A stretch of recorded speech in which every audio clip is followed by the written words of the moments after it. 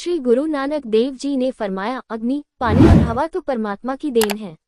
श्री गुरु नानक देव जी के कई चमत्कारों के बारे में सुनने को मिलता है। श्री गुरु नानक देव जी और भाई मर्दाना देश दुनिया का भ्रमण कर परमात्मा के संदेश का प्रचार कर रहे थे। एक बार वे पर्वतीय क्षेत्र से नीचे उतरकर मैदानों की ओर जा रहे थे। रास्ते में नैनीताल की एक घाटी आई। वहां कुछ साधु बैठे थे। वे ध्यान लगाने का अभ्यास कर रहे थे। जब ध्यान नहीं लगता तो गांजा, भांग, अफीम, तंबाकू और अन्य पदार्थों का सेवन करते ताकि ध्यान में मन लगे। इससे ध्यान में मन लगना तो दूर, उनका आपस में ही भारी झगड़ा हो जाता था। स्थानीय लोगों के बीच ये बात मशहूर थी कि ये चमत्कारी साधु हैं। साधुओं के मन में यह भाव था कि वे चमत्कारी साधु हैं, इसलिए वे आम लोगों से अच्छा बर्ताव नहीं करते थे। गुरु नानक देव जी ने जब देखा कि ये लोग तो नशे में चूर हैं, जो खुद होश में नहीं है वो परमात्मा में मन कैसे लगा सकते हैं। नशा तो नाश की जड़ है, फिर ये लोग लोगों को सही का उपदेश कैसे दे सकते हैं।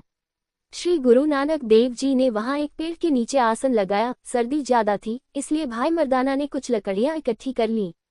लकड़ियां जलाने के लिए आग की जरूरत थी, इसलिए मर्दाना साधुओं के कुटिया में गए ताकि वहां से आग ले आएं, लेकिन साधुओं ने उन्हें आग नहीं दी। भाई मर्दाना लौट आए और पूरी बात श्री गुरु नानक देव जी से कही। बाबा नानक जी ने फरमाया, पत्थरों से आग जला लो। भाई मर्दाना ने वैसा ही किया और आग जल गई। थोड़ी देर बाद आकाश में बादल छा गए, बिजली चमकने लगी और बारिश शुरू हो गई। साधुओं की धूनियां बुझ गईं, लेकिन घनघोर बारिश के बावजूद बाबा नानक की धूनी जलती रही।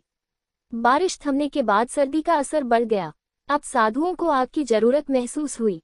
उनकी मजबूरी थी, इसलिए वे गुरु नानक देव जी के पास आए। कुछ देर पहले वे खुद इनकार कर रहे थे, लेकिन अब उनको आग की जरूरत थी।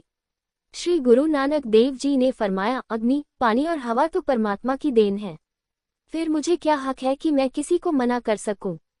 ये सुनकर वे साधु लज्जित हो गए और अपने रवैये के लिए माफी मांगने लगे।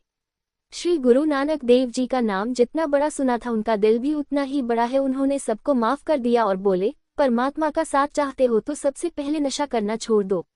नशा इंसान को नाश की ओर लेकर जाता है। नशे के साथ ही अहंकार भी छोड़ दो। अपनी दौलत का अहंकार छोड़ दो। श्री गुरु नानक देव जी के अनमोल वचन सुनकर साधुओं की आंखें खुल गईं। उन्होंने कहा, हम ऐसा ही करेंगे।